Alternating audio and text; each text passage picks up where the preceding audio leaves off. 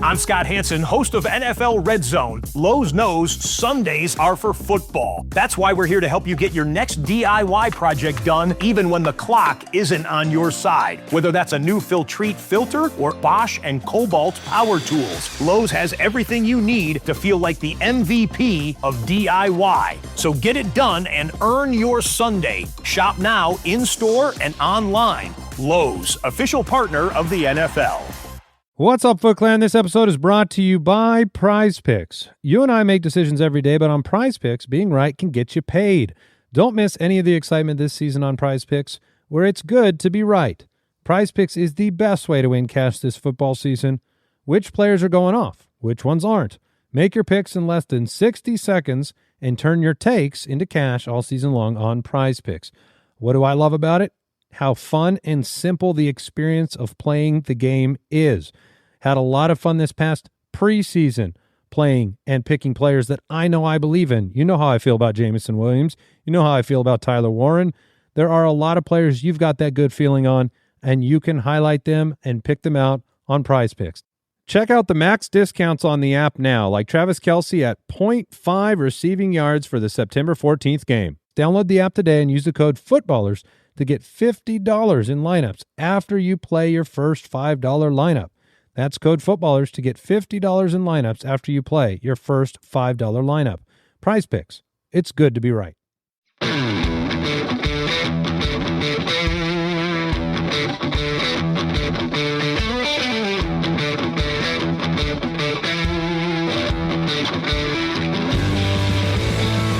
Welcome to the Fantasy Footballers DFS and Betting Podcast with your hosts, Kyle Borganoni and Matthew Betz.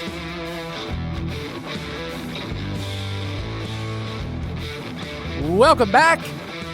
It's Tuesday, September 16th here on the Fantasy Footballers DFS and Betting Podcast.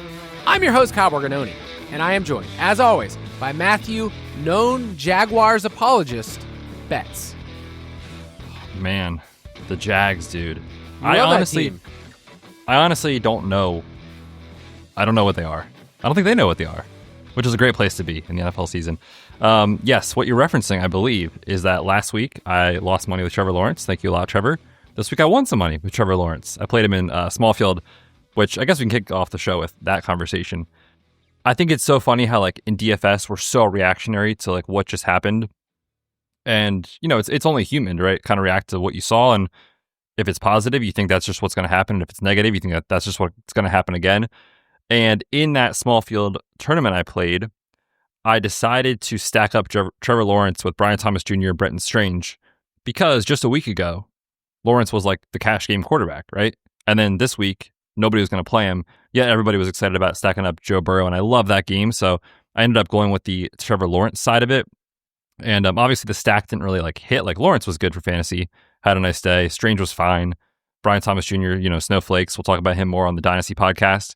But fortunately, the lineup did have this week's slate breaker, Jonathan freaking Great call, my friend. Taylor. Dude, he has played. So in the first half last week, he played every single snap. This week, he played over 90% of the snaps. If this roll continues, like this man is going to be broken by October if this roll continues. But while it's here, enjoy it. It's very fun. I don't know if the Colts are actually good or not, what's going on with Daniel Jones, but it's funny how, you know, 2 weeks into the season, like you start to get some opinions on teams, but at the same time, you've seen this story before and you're like, okay, how much of this is actually real? That's how I feel about with like the Colts. I'm sure you can talk about the Falcons. You know, like these teams are kind of trendy. Like, I don't know where it is, but yeah, I played a Lawrence stack in small field. Worked out, not because of him. It was more just the Jonathan Taylor leverage play. I know you're going to be doing a film look at the Jaguars for the Dynasty podcast, which comes out on Wednesday, which, by the way, every Wednesday, the first part of that episode is us breaking down the film of a couple different players, and it is very fun. Like one of the tasks I did this week, which is a very, very sick task. I haven't finished the Monday Night Games bets as of this recording, but I've looked at every single target from every single player in the entire NFL for week 2. It's over 300 of them. And I can every just tell single player. Every single one. I can tell you this, though. The Brian Thomas Jr. ones confuse me. Oof. Yeah, we'll talk about it more on that on the Dynasty show. And that's why I wanted to do his film review, is just because, like, right now there's so much FUD on, he didn't go across the middle for contact, and he's short-armed at alligator arms. Now he might have a wrist injury and yada, yada, yada. It's like, I want to take a step back and like figure out what I think about the situation, which I'm not going to spoil it here, turn into that to the Dynasty show. But yeah, I think the Jags they've got the pieces. There's just like something missing with like the consistency, and maybe it's a Trevor Lawrence issue. I don't know. And obviously he's learning a new scheme, so there's all that. And the Travis Hunter snaps are kind of back and forth, and there's just a lot of moving parts with Jacksonville right now. On this episode, we will review week 2, talk about some winners that were in our Discord that had a good week, and then look forward to week 3, talk about the state of the main slate, some salary standouts that we have. If you want to get all of our picks, you can find them dfspass.com, and you can use the promo code DFSPod. What that includes in there is, on a Tuesday, when you're hearing this podcast, first look at everything that's going on for this week's slate. And then we have our weekly props, which we slowly get to roll out there. This week we had a pretty good week in props, correct? Correct. 8 and 5 in official props. We also cashed the HN under on the podcast. I forget what your play was, Kyle. I think the Rodgers completions. Hit that as well. So all good. 8 and 5 plus 2 units this week. We had I think it was 5 and 6 week in week 1. So finally in the green after 2 weeks, and hopefully to keep building from here. Yep. And so you can get all of those dfspass.com, but let's review. Weekly Rewind.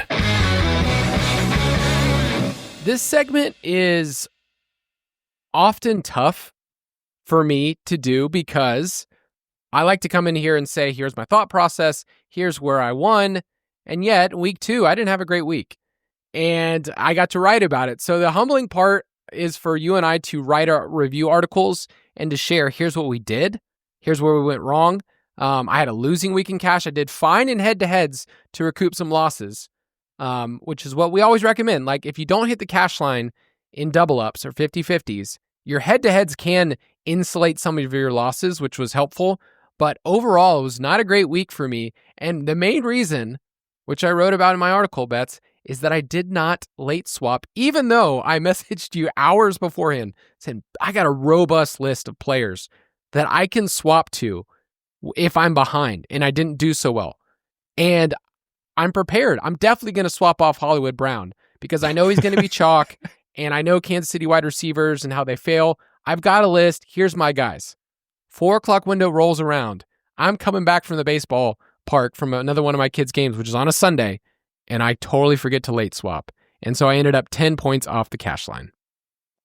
Kyle, you got to take your own advice, dude. Okay? I don't know what's going on there at baseball. Leave but my family? I mean, hey, fake a poop, man. Sneak into the bathroom, get a little late swap action back out at there. The ballpark? That's the worst kind of poop, by the way. Kids, if you go to the local ballpark and you are DFSing, you're doing it wrong. Oh, man. You got to do what you got to do, Kyle.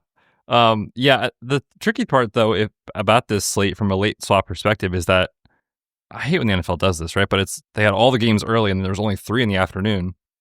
And, it was kind of tricky with like pricing, like how it fit. Like, I played James Conner in cash just because of the fact that I could swap to a different wide receiver or a different running back if I had to. Jonathan Taylor was kind of like my pivot in cash if I needed it. So yeah, it was a tricky slate, I thought, in that aspect. We both paid up for Lamar in cash. I played him on both sites. Obviously, that was fine. But man, when Drake May comes out and smashes for almost 2,000 less, obviously it's easy to say in hindsight, but like that's clearly the strength. And sometimes on DraftKings, it's tough to kind of know when to spend up and when to spend down because historically that price for Lamar is way too cheap. But with DraftKings pricing currently, these cheaper quarterbacks are really hitting. Like Mac Jones was awesome too for 4K. I think he had 22 DK points or 23. Like when those guys at the top don't separate, then those guys lower down can really get there. So yeah, we'll talk about it again this week. DK pricing also very, very cheap at quarterback. It's also a slate where it feels like week 14. We've got Jake Browning and Carson Wentz and all these backups. Mac Jones probably again are in there. So another week where if Jaden Daniels doesn't play, like this pricing the same as this week is like there's really not studs to pay up for on this slate. But yeah, I think quarterback on DraftKings at least in the last year and 2 weeks, paying down has actually been kind of right. On FanDuel, I almost always try to spend up, though, just because it accounts for so much of your actual scoring as the quarterback play. But that is one thing that I'm definitely trying to track more closely for cash this year. And it was real simple. If you didn't pay up for Lamar, and let's say you did go May, or hopefully not Fields, but if you went for May, then that allowed you to get up to Puka or CeeDee Lamb or Jamar Chase, where those other lineups were paying up for Lamar. You knew CMC was in there. I mean, it's 80% of double ups I'm seeing in one of the ones I was in. Like, everyone was playing him. My biggest issue is that I've guessed wrong on the Bengals. In week 1, I played Chase. In week 2, played Chase Brown and T. Higgins. Higgins was fine. But I've been wrong on those 1v1 or 2v2 decisions. And just know that that's pretty common for a lot of people. Like, I was getting some messages from everybody like, hey, I've had 2 losing weeks in a row. And I said, hey, join the crowd. Like, I post my lineup every single week. You can look at what I've done the last 5 years in this article and see that I have those moments too, where I have 2 weeks in a row. It's just when it starts the year, it's really, really hard as you kind of think. But week 3 is a brand new slate. We'll get to preview that this week. We did have some listeners and some Discord members that did win big.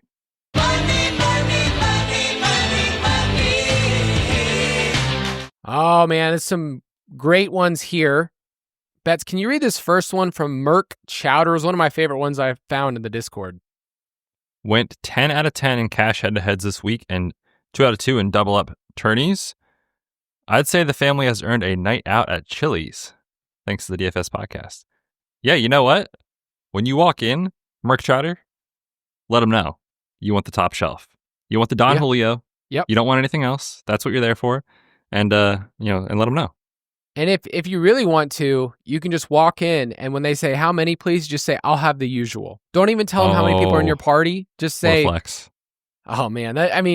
Is there anything better than being known at your local Chili's? I don't know if that's a good or a bad thing, but if you are a known person, a known commodity. It's definitely not viewed by a lot of people in a positive light. For us, that's what I dream of. Yeah, no, I don't know if you knew this. Olive Garden actually stole that phrase, when you're here, your family, from Chili's. They stole it from Chili's. Yeah. Well, never eaten Olive Garden again. Yeah. My kids like Olive Garden, by the way. I mean, it's obviously not the highest quality food in the world. No. But every now and then, you see a commercial and you're like, I could go for some Olive Garden right now. The breadsticks, man, they're so good. Yeah, we don't eat a lot of Italian out as an Italian family. Like, I never did as a kid because my parents would make the Italian food at home. And so I don't know if it was like a snobby Italian thing. Anybody else out there, like, whatever ethnicity or background your family is, like, do you guys eat at those restaurants too? Or is it like, hey, we know what this is like? So Italian food, we're always like, that's just like, we didn't go to Olive Garden growing up. Well, it's also not like, no offense to anybody out there that is an Olive Garden employee. Truther. It's like American Italian, right? It's not like authentic. So it's weak. I get it. It's weak. Yeah, it's weak. All right, this one's one's from Chili's though, which is obviously the highest quality. Definitely not. Yeah, definitely not just American stuff. Like, definitely Chili's is for sure. It's kind of like a Renaissance restaurant, like just a be all jack of all trades, right? Yep. Master of all of them, as they say. Andrew 20 looks like he's a Dolphins fan. Congrats on being a Dolphins fan. He says, I took down a small field showdown tourney last night. My wife and I threw together this lineup in a hurry because our kids took longer to put to bed than usual, and thankfully it did really well. Looks like you won first place in the pylon, 1K. Played some Bijan in the Sunday night game. Congrats on the Falcons. Also, congrats on Betz for not letting me pick the Vikings for our Survivor team. Thankfully, dude. I just had a bad feeling about the Vikings. Short rest, primetime, huge come from behind win. Oh my goodness, JJ McCarthy's the truth. All these things. Then they have the injuries. JJ McCarthy's dad. So he was going into that game sleep deprived. Yeah, that he missed a day of practice. I mean, come on, dude. You got to put those in your algorithm. Yep. Another one here from Sultan Jack. Weird slate tiers is honestly a cheat code. If you do any bit of research, you're guaranteed to cash. Looks like he put in 17, came out with 335 on the Monday night slate, which Chris Cash gets to highlight that every single week in the DFS pass. So he got to highlight, he's a sicko. He highlighted both the classic and the showdown slates for both games, which were like, Chris, you like these people too much. you're giving them more than what we asked. Like, we could charge more for this article, and yet you put out a lot of stuff there. So really cool to see some wins on every single slate, right? Like we talked about here, the main slate, talked about Sunday night, talked about Monday night. All these people can get in on that action. So make sure you go to dfspass.com if you want that. Let's take a quick break, and then we'll jump into week 3. Big game today and no way to watch it? Sling lets you do that with Day Pass. Get instant access to live college football starting at just $4.99. One Day Pass gives you 24 hours of nonstop action on ESPN and ESPN2. Want SEC or ACC Network too? Just add Sports Extra for $1. No contracts, no hassle, just pure unfiltered game day. Sling lets you do that. Visit sling.com to learn more. Pro Savings Days are back at Lowe's. My Lowe's Pro Rewards members save even more with limited-time doorbuster deals. Save $5 on 24-count Contractor's Choice 42-gallon trash bags, now just $14.78. Plus, get your choice select DeWalt Elite Series saw blades for $9.98. Not a Pro Rewards member? Join for free today at Lowe's. Valid through 9/17. Selection varies by location. While supplies last. Loyalty program subject to terms and conditions. See Lowes.com/terms for details. Subject to change.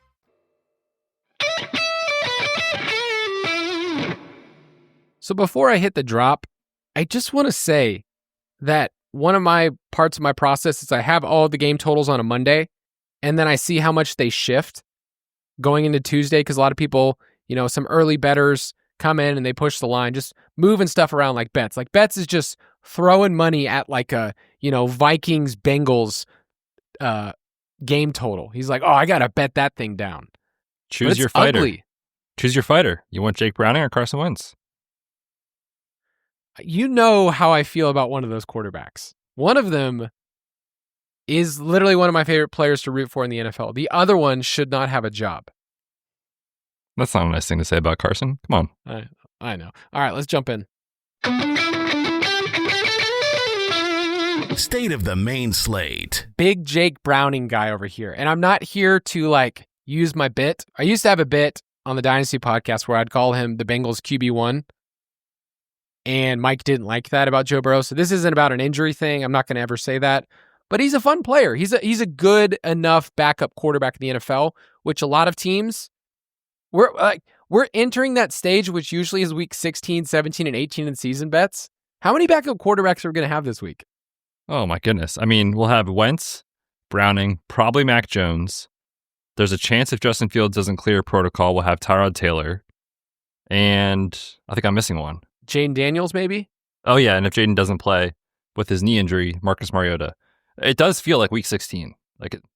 It's September. We already have all these backups potentially playing, so could be a very low-scoring gross slate depending on some of these games. I don't know if you saw, Kyle. So it's a 13-game main slate. 12 of those 13 games have a total between 41.5 and 45.5.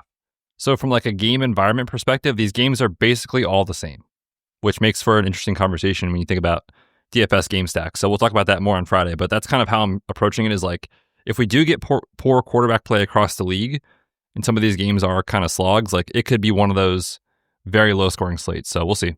The highest total game of the week is the Chicago Bears, it's at 49.5 right now. That game was bet up. It started off at 48.5. It's now 49.5. Chicago Bears at home against the Dallas Cowboys, who forgot to play defense. Just completely forgot on some of those moon balls from Russ. I'm doing some film review on Malik Neighbors. They were so generous with one of the best wide receivers in the NFL. I know they're scared of getting beat deep, but even on those two, shots deep, I just feel like the cornerbacks were not making a play at all on the ball. So anyway, Chicago Bears, Dallas Cowboys, that is the highest total of the week right now, 49.5. And then he mentioned it. The next highest game I'm seeing is the Buccaneers and the Jets at 45.5. So there's going to be a clear delineation of which game everyone sees and everyone rushes to. And also I would say the Bears have some affordable pieces to stack. The Cowboys obviously have CeeDee Lamb and then RB1 Javonte Williams. Dude, Javonte's top 5 running back in fantasy right now, as we all predicted. Yep. It's wild. There's a lot of those that if you were to grab the headline of those names and then use them in best ball, people this summer would be like, no, do not tell me that Hunter Renfrow is like a red zone monster this week. He had two touchdown catches inside the 5. Of course. That's what he does, man. He just gets open. I love it. All right. Top 5 for team implied totals for week 3. Rattle off those teams. Yes, at the top we got the Bucks, 26.3. The Packers taking on the Browns, 25.5. The Bears, 25.5 in that game against the Cowboys. The Falcons and the Seahawks tied at 24.5 to round out the top 5. It's not the teams that we usually would say on these slates. Like a lot of the games this week, the Bills are on Thursday night, Chiefs are on Sunday Night Football, and then the Monday night game is awesome. Like if you want to circle a game to not just watch as a fan, but the Monday night game is the Ravens and Lions, and that totals at 51.5. So on the main slate, the teams that we usually flock to, they're not here. So I do think you have to get kind of creative this week, and the stacking partners that you're used to, Betz mentioned it, like a lot of games are sitting there where you're kind of ignoring, like I might be ignoring some of the totals in some of the ways that I calculate this week, because it's like, well, this slate, the context of the slate is this team has a team implied total of 23. It's like the Colts have a implied total of 23.5. That's not great usually, but on this slate as a 3.5 point favorite, you could lean into Colts stacks on the road against the Titans. So those are the kind of things you need to think about. Talk to me about that Chicago and Dallas game and why you think it's going to be popular and some early narratives on it. Yeah, I think we talked about just, the slate context. It's clearly the best game environment on the slate just from a totals perspective. It was bet up, like you said, from 48.5 at the open to 49.5. So you love to see that early in the week. And I mentioned, as DFS and fantasy players, we are often very reactionary to what just happened the week before. And the last thing we just saw with both of these teams is their defense is just getting absolutely torched. The Bears got pantsed by the Lions there in that game. Dude, that's a great way to say it. Oh my goodness. And then the Cowboys obviously just let, Russ and Neighbors and even Wandale have like a career day. So yes, these defenses are struggling. The metrics on them are not good. And they're both dealing with injuries on defense. Like Dron Bland is going to miss probably another game. Jalen Johnson's out indefinitely. They're slot corner for Chicago. Kyler Gordon has missed both games to start the year. So there's a lot of ways you can talk yourself into this game being a potential shootout. So I definitely like this game a lot, quite a lot early in the week. And I think a lot of people will too. So it's an interesting discussion point later in the week for tournaments. But I do think it's clearly the best game environment on the slate. All right, this game is in the afternoon part of the slate. It's only at 44.5. But the Broncos travel to Los Angeles to play the Chargers. It's an AFC West battle. Both defenses supposedly are very, very good. But I think that what I want to draw attention to is that both of these teams have been passing the ball at will. So like the Broncos, you think of as a team that's pretty balanced, a lot of RPOs, but 7.5% pass rate over expectation each of the first 2 weeks. They are top 10 in pass rate over expectation. And the Chargers are 6 in yards per play. They've been going for it on fourth down, which just, dude, what, like nothing gets us more excited. I know it's like one of Betts' favorite things each week is he basically reviews who are the biggest cowards each week in punting on fourth down and who like went for it. So like week 2, Mike Tomlin, coward. Jim Harbaugh, not a coward. I love the Chargers, man.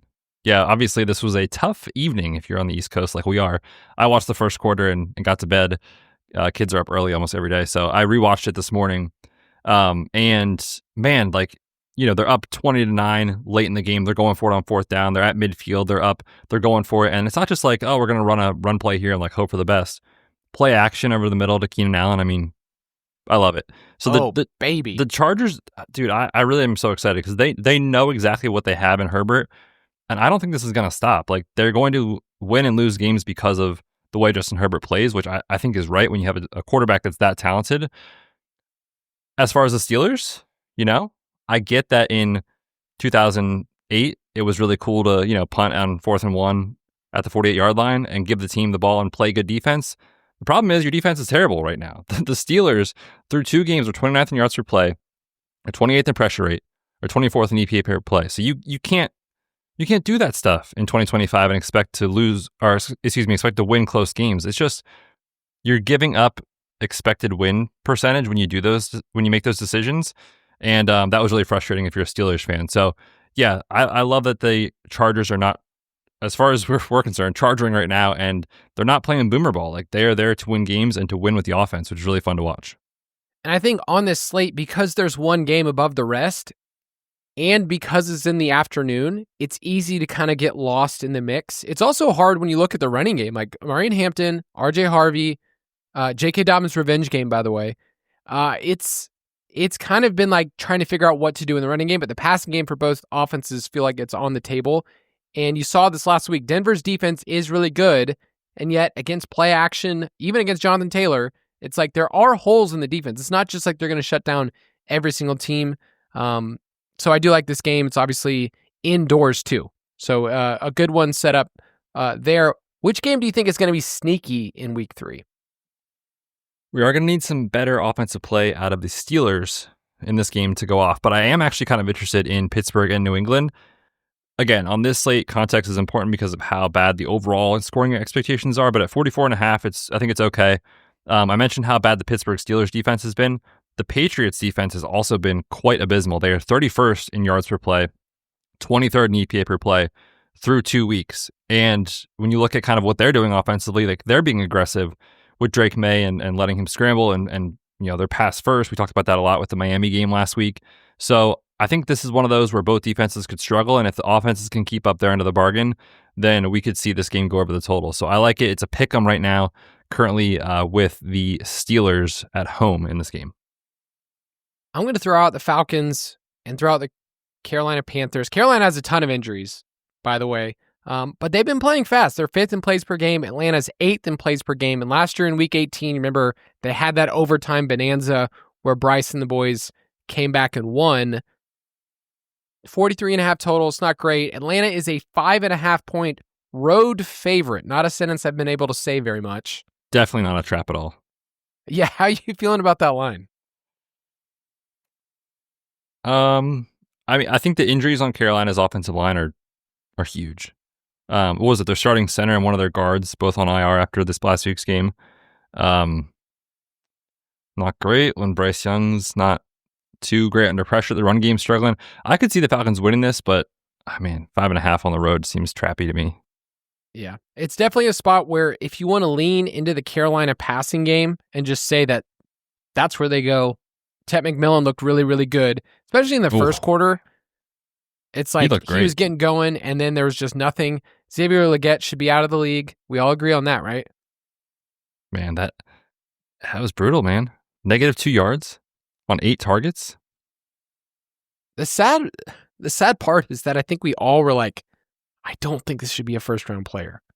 Is it just us? Do the Panthers know something? Maybe they know how to use them. If you are the team, this is just an NFL talk here. If you are the team that says, I know how to use this person, I know how to maximize this player, and I'm going to draft him ahead of everyone else, it usually doesn't work out too well overall. So yeah, we'll see about that. But I think it is a sneaky game, a sneaky pace-up spot. I know it might be one of the games that I write up in the Pace of Play article. Which game do you want to be underweight on early in the week? So we mentioned the slate overall is pretty tight from a totals perspective. One that I could definitely see going under the total is the Green Bay Packers on the road against the Browns. I think we are at the point where like the Packers are, if not the best defense in the league, they're top 2, top 3 at worst. This defense is awesome. And now you get Joe Flacco, who will, again, we've talked about this a lot for fantasy. Like, he'll have the fun games, so he'll also have the blow up 2-3 interception games and just kill drives, and they can't sustain it and all those things. So yeah, I think this is one of those that the Packers probably take care of business. And when they are doing that, Jordan Love and Matt LaFleur historically, like, they kind of need to be pushed to have these back and forth game environments. If they're up with a lead, they are very willing to feed Josh Jacobs. And if they do get out to a lead, I think you'll just see a ton of rushing attempts for Jacobs in this game, keep the play clock moving, and kind of be a slog. So that's how I see it going. We'll see. Weird stuff happens in the NFL all the time, but on paper, it does not look like the best overall spot to attack, in my opinion. All right.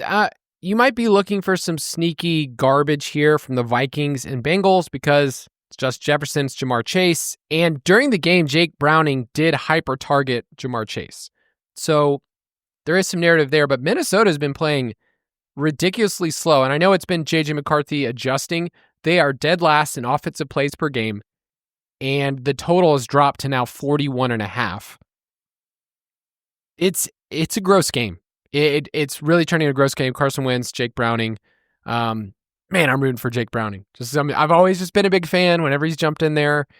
I mean, Kyle, this is your chance. If you think he's one of the better backup quarterbacks in the league and you think Carson Wentz, should be in the UFL or something, seems like a good wager to me. Taking the Bengals +3? Yeah. Dude, I mean, the Vikings O-line is a mess. They've got linebacker injuries. I mean, if Christian Darrisaw's not out there. On the road in Minnesota is a tough place. There's very few teams that can go into Minnesota and win on the road when they're expected not to. But there are teams out there that can do it. Maybe like the Falcons. Dude.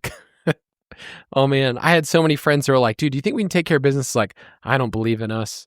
I don't think so. And then what's crazy is that we decided to have a pass rush for the first time in a decade. And the way that I described it to my friend is like, I feel like I'm watching something I'm not supposed to be watching. I've been told I wasn't my entire life. Like, we don't have a pass rush. You'll never see a pass rush. And then I saw it. I feel like I was looking at something that was like wrong. Like it was like not what I was like. I was going to get in trouble or something.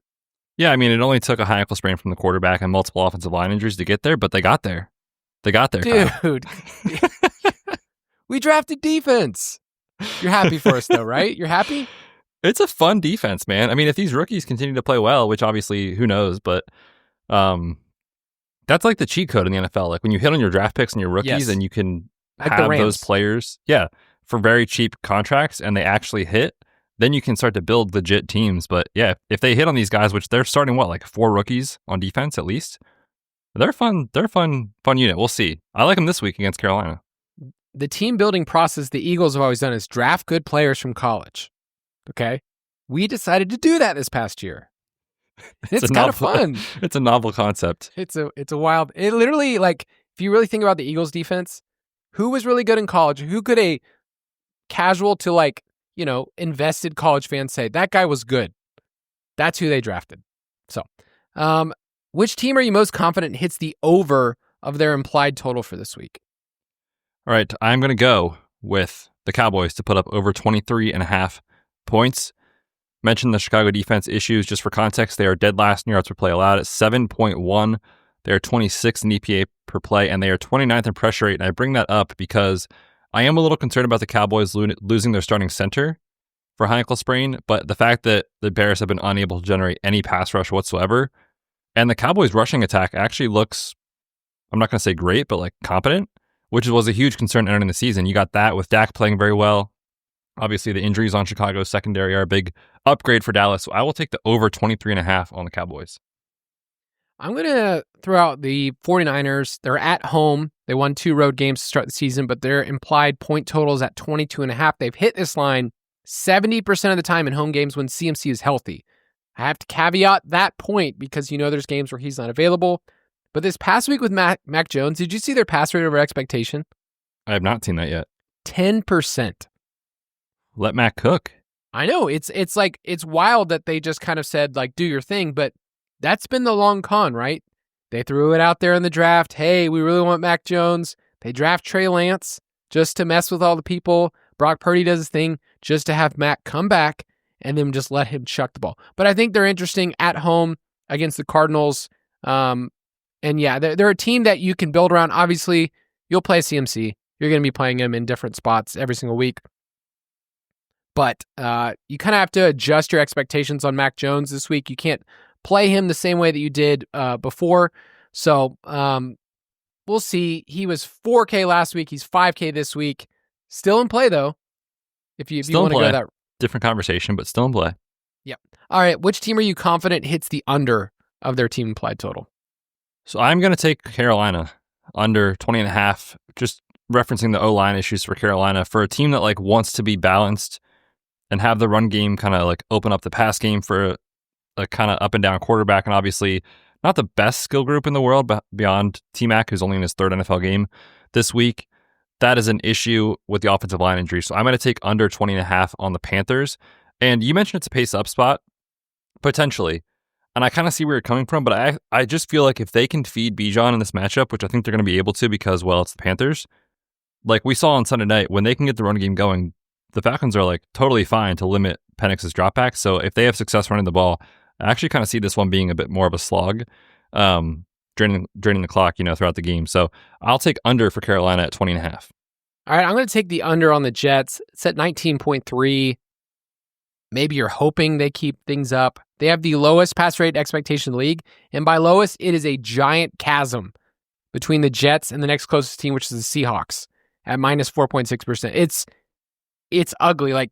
So Fields the first week had a great game. He was super efficient. He gets hurt. Tyrod comes in. It's terrible. It was just a fart fest against the Bills. They'll be playing the Buccaneers. I just think the Jets, you have to hit them in the right way. They'll be playing on the road in Tampa Bay. There is a potential for that game just to be a slog, but I feel like you're having to guess that it's a Garrett Wilson game. That's it. Like you're literally saying, I need him to pay off and get 15 targets, and maybe he does as a one-off, but I think it's a team that I just don't really want any part of. The Jets, man, did you see that Andy and who was it, Mike, made them 3 starts of the week?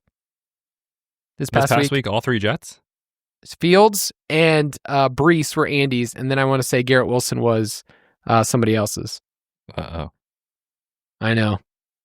There were some people that were very, very angry about that. How dare you make this person a start of the week? I mean, we all know Andy doesn't really know ball, so. He told me the Jaguars plus 3.5 was a lot, Kyle. Now I can't feed my kids. Okay? So yeah, I'm a little frustrated with our boss.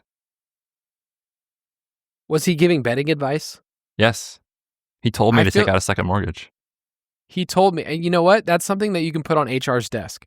Okay, good. Saying, a memo. My boss pressured me based on his history of getting lucky as hell on some of these picks to bet the Jaguars, which obviously for most of the game, that looked pretty good. I'm still shocked the Bengals won that game. I don't understand. Who'd they have a quarterback at the end again? QB1, Jake Browning. Gosh, I got to get a Jake Browning jersey. Do they make those? You probably have to do a custom. It's worth it. It's worth it to me. All right, moving on. Salary standouts. This is a great reminder that every single week in DFS is a completely different slate and a completely different context of what we work with at quarterback or what we work at running back. It's like you can't just use last week and say, here's the strategy, here's the 3 running back build, here's the wide receivers. The teams are different, the salaries get changed around, and we often follow what just happened.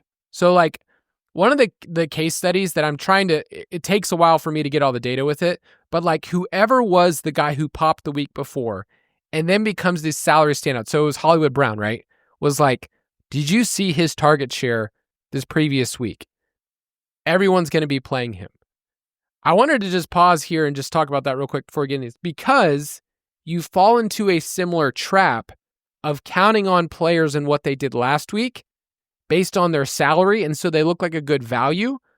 And so it's easy to look at that in cash and say, I need to play that person. I feel like everyone's going to play them. But it's a very easy leverage point in tournaments to say, okay, I'm going to use that target share for 1 week against the rest of the field. I did this last year with Juju. Remember when Juju had that one game? It's That's right. well, he's the dude, and everyone's going to play him. And it was easy leverage in tournaments. So I just wanted to talk that out. Is that something that we 2 games into the season are already falling into that trap in cash? I think that's the case every year early on, right? It's entering week 1. We mentioned this in our August episode talking about strategy for early part of the season. Projections are not as good as they will be in week 12 because we haven't seen these new play callers and these new quarterbacks and these new teams and all these things. So we're guessing, and where you're making educated guesses, but there's a lot of fragility. Then what happens in week 2 is we have one data point and we just assume that that's the norm, or that's the expectation. And so this past week, for example, if you just assumed okay, Hollywood Brown will continue to see 11 targets without these other wide receiver injuries. Like, he's obviously going to smash. Major disappointment. The Lions, right? Completely laid an egg in Green Bay. Nobody played the Lions this week. It's like sometimes you just need to take a step back and try to, it's hard to do. I'm not saying it's easy, but like balance the data you just got in weeks 1 and 2 with also, I still think at this point in the season, some of your preseason priors do matter to some degree. As we get further into the season, those will matter less and less, but now I still think they hold a little bit of weight. So yeah, I think it is a really good time to take a step back and just kind of make sure you're not just kind of blindly following the recency bias, because that definitely is a spot to attack when the field gets overconfident after just 1 or 2 weeks. So the edge in that aspect of things will definitely get less as we get further into the season, but I still think it's there right now for sure.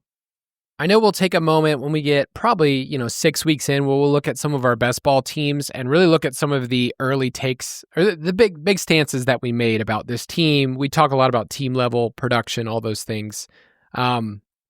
We'll talk about those. I did sort. We'll get to wide receivers in a second, but I sorted based on what's in the first look article, which is targets per dollar. So taking someone's salary and taking someone's target share so far and seeing who shows up as a value.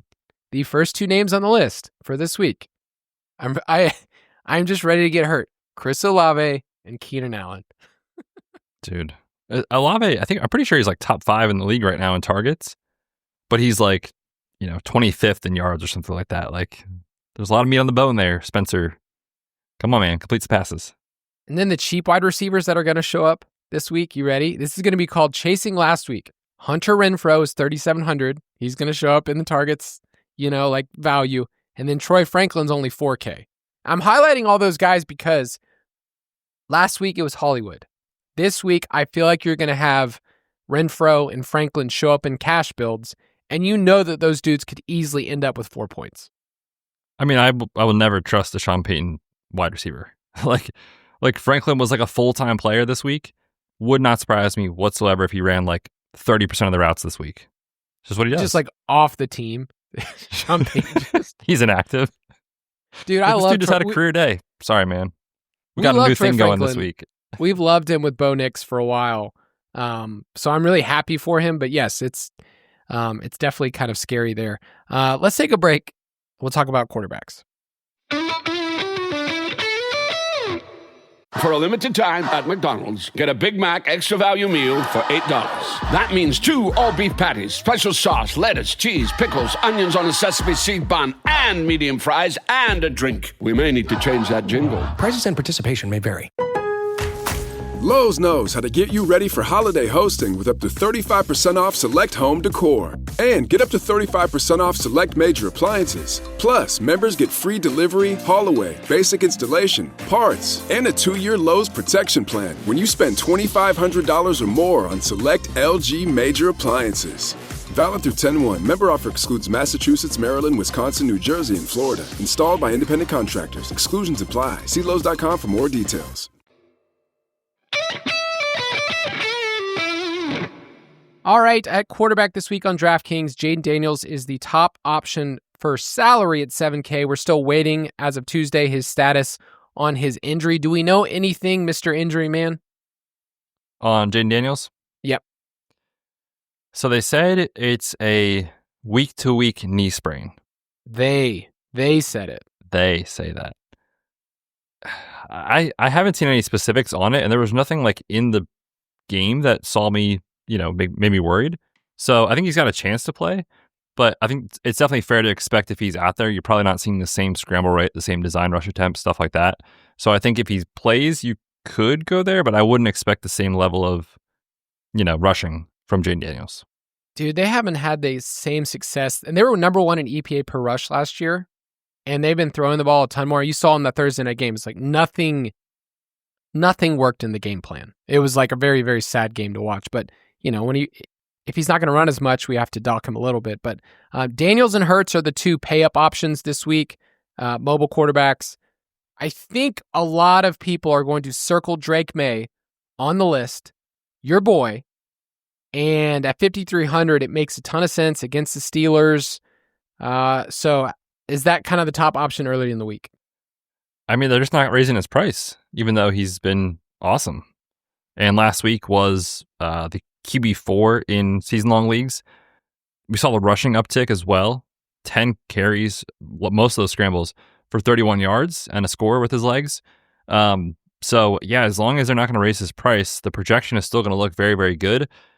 The game environment, I think, is sneaky, like I mentioned, but there are ways where it doesn't pop off. Like, this is one of those things that I'm not sure what's real with the Steelers. Like, they seem like a team that wants to win these close games and play slow and all those things, but then we saw them have a shootout with the Jets and give up a ton of points and yards to the Seahawks. So I think Drake May is definitely in the cash conversation, but you can poke holes for sure in terms of the game environment.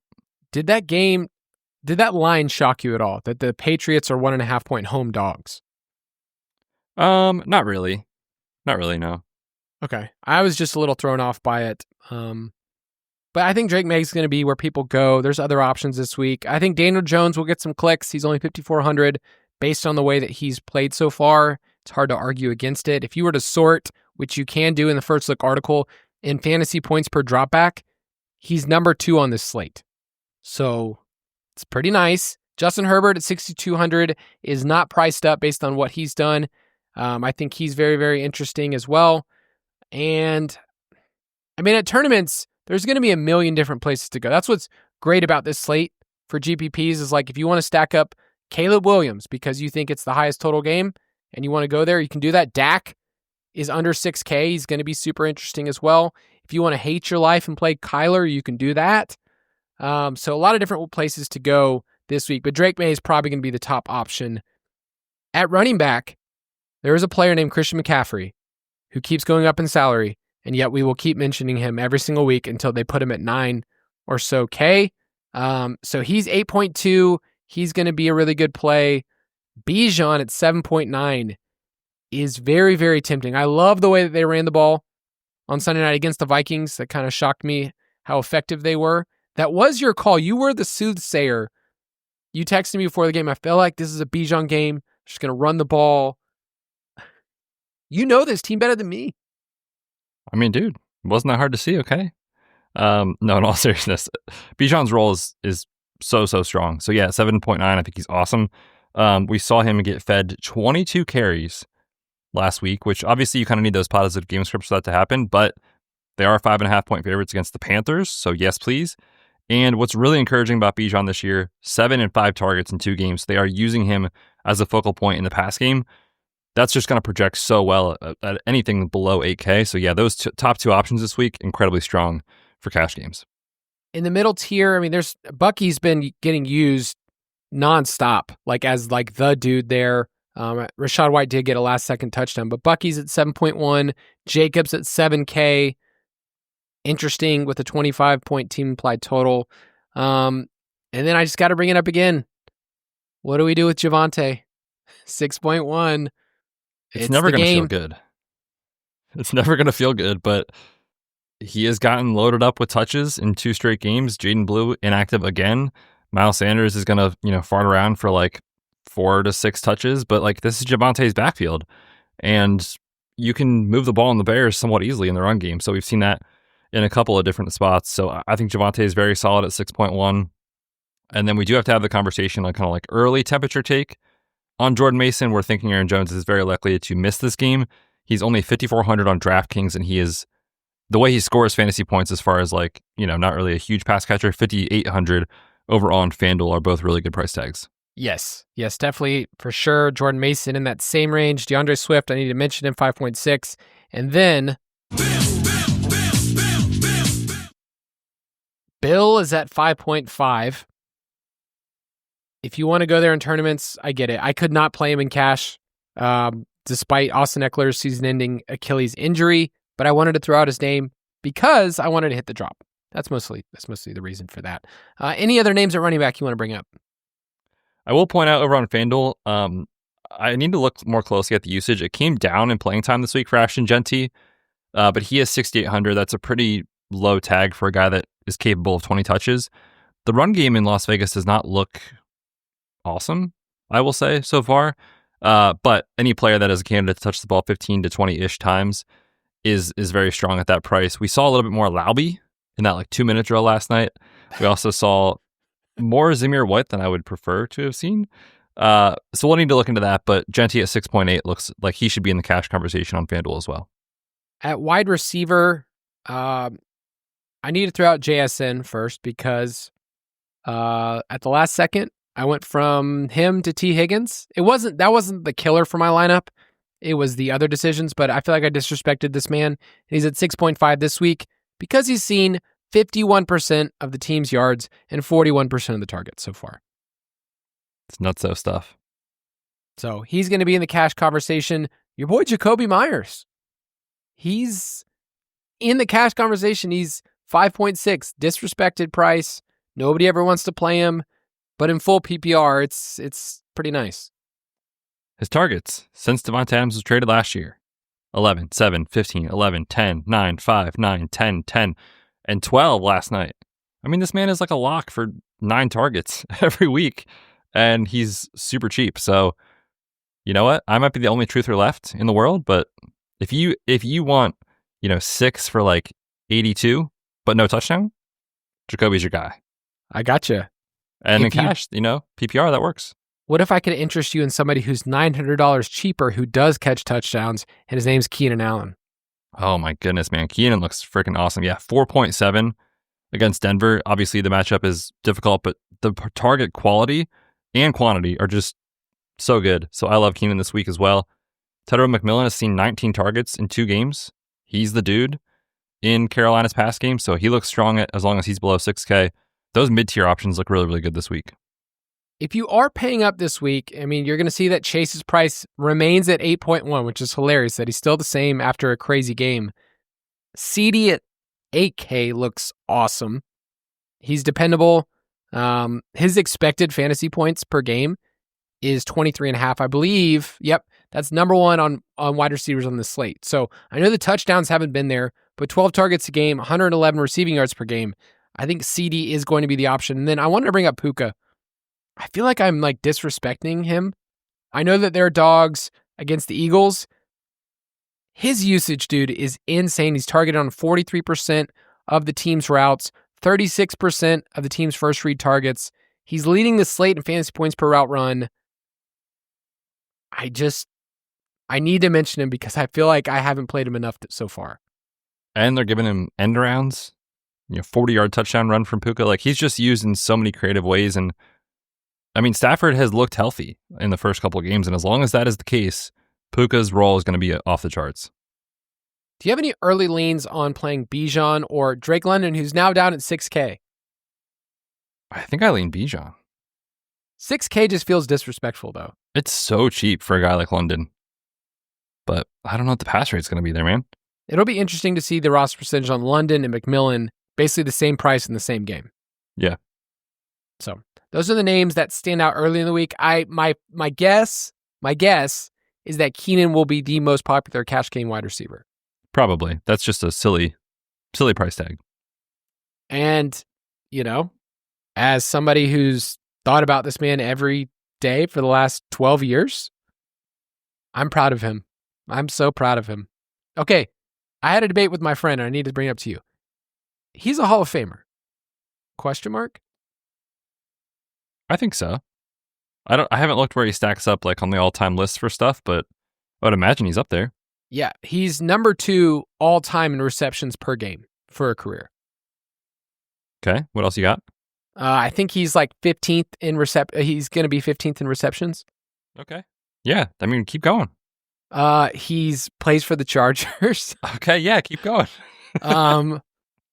I've loved him forever, and he's the best. And I hope it lasts forever. I hope he plays until football is no more. He's 40 and he's just running like No, 80, and the NFL folds. Oh, man. All right, give me some FanDuel names. Yeah, I think Jacoby again, 6.2 makes a lot of sense. Tet is even a better value over on that site because he's 6K. He's basically the same price tag. I think Ricky Pearsall at 5,600 on FanDuel is a very interesting play if Juwan Jennings is not out there. He played through the shoulder injury last week, looked good, but reportedly came out of the game with an ankle sprain, so we'll see on that. But did want to throw him out as a potential cheap play below 6K. At tight end this week, Trey McBride actually went down in salary from 6K to 5.7. Solid every single week. Tyler Warren, my boy, at 4.4 also went down in salary. So I feel like those two are basically the same player and the same role in their offense as like chain movers, good after the catch. But Warren's kind of the cheaper version if you want to go that direction. And then the same cheap tight ends from last week. Juwan Johnson, big Juwan Johnson fan, 3.9. Harold Fannin Jr., 3.6. It's like the same exact list that we had last week, just a little bit different pricing. And probably still not priced up enough based off of what they're doing. Like, Fannin, I really struggle to see a ceiling, but like if he's going to see 6-7 targets, which is kind of what he's doing, like that's fine in a negative game script. Juwan is apparently him. Moss and dude's in the end zone. Spencer Rattler loves him. He's 3,900. Tyler Warren's the talent it's not even close to the price tag that he's at with how well he's playing. So those three look awesome. And then for some reason, Trey McBride's price came down, even though he's just 6 catches in back-to-back weeks. Like in full PPR, that is just so valuable at tight end for how talented he is. So I think all those guys are super strong consideration. Basically copy and paste the same names as last week. Yeah, Juwan Johnson. I like that. Oh, sounds like I'm old Johnson. Hey guys, you ever heard of that tight end Johnson? I really like him for the Saints. That's how we say it. He's going to look the best in targets per dollar because he's a baller and he's running routes out of the slot. Like 7th most routes of any player in the league out of the slot. Jake Ferguson is another name if you want to circle it for tournaments. He's only 4K. And we mentioned earlier that Dallas and Chicago game. He's seen 9 targets per game. Jatavian Sanders is an interesting punt option at 3.3 if you do want to go to that Panthers game. He's seeing that a lot. And then I got to mention Kyle Pitts, man. He's been fine. Not great, but fine. Absolutely That's more fine. than we could say last year. Yeah. Let's finish off at defense this week. A couple options under 3K that look good early. And remember, we have a bunch of backup options, so a backup quarterback. So who do you like early in the week? So the Texans are obviously a great pass rush. They're only 2,700. They're not taking on a backup, but Trevor Lawrence will make at least 2 or 3 boneheaded throws per game. And there's weird vibes out of Jacksonville right now. So Houston looks awesome. And then if you think Wentz is truly terrible, like Kyle does, the Bengals, I know that their defense is not great, but 2,400, you could certainly do worse from a price tag standpoint. So those two players or teams, on DraftKings look strong if you're just looking to punt this week. I like the Patriots. I played them actually last week in cash against Tua because he's not good at the game. But the Patriots at home, 2,600 against the Steelers. I'm kind of interested in going that route. If you did want to pay up, I mean, the Packers have been so dominant and they're against Joe Flacco. So if you want a ceiling outcome, the Packers at 3,700 is pretty interesting. I feel like people will try to get cute and play the Falcons based on what they did on Sunday night at 3,200 because their pass rush worked for the first time in forever. I won't be doing that. But that's more of like an emotional hedge of playing them in DFS. They're only 3,800 on FanDuel. So they're actually potentially a decent value over there. But okay, Houston's FanDuel also 3,400, so. Yeah, I'm trying to see what other teams interest me this week. The Cowboys are so volatile, man. They're 2,700 against Caleb. It's usually something we've always bet on, but man, their defense looks so bad against the Giants. Sure did. Looked terrible. If you want to play with us, go to ballersdfs.com. You can play on our DraftKings League, Fantasy Footballers DFS, Borg, and Betz. Jump in, enter a contest, invite your friends. Tell the kids, no, they have to be over 18, to play with us. And they can jump in with tell the kids. Tell the kids, but don't tell the kids. Yeah. You got to keep stuff. You got to set boundaries as a parent. Yeah. This is one of those things. So, Betz, sign us off. Oh, Kyle. I mean, the Falcons are the talk of the town. There's no way this week goes poorly for you or for us, for our listeners. It's going to be great. Hope you guys enjoyed today's show. We're back on Friday to preview the main slate. Of course, we got our Survivor pick, cash picks, tournament picks, props, all of it coming later this week. Hope you guys have an awesome one. We'll see you on Friday. Thank you for listening to another edition of the Fantasy Footballers DFS and Betting Podcast. Don't forget to visit us on the web at thefantasyfootballers.com. If you're a maintenance supervisor at a manufacturing facility and your machinery isn't working right, Grainger knows you need to understand what's wrong as soon as possible. So when a conveyor motor falters, Grainger offers diagnostic tools like calibration kits and multimeters to help you identify and fix the problem. With Grainger, you can be confident you have everything you need to keep your facility running smoothly. Call 1-800-GRAINGER, click Grainger.com, or just stop by. Grainger, for the ones who get it done. For a limited time at McDonald's, get a Big Mac Extra Value Meal for $8. That means 2 all-beef patties, special sauce, lettuce, cheese, pickles, onions on a sesame seed bun, and medium fries, and a drink. We may need to change that jingle. Prices and participation may vary.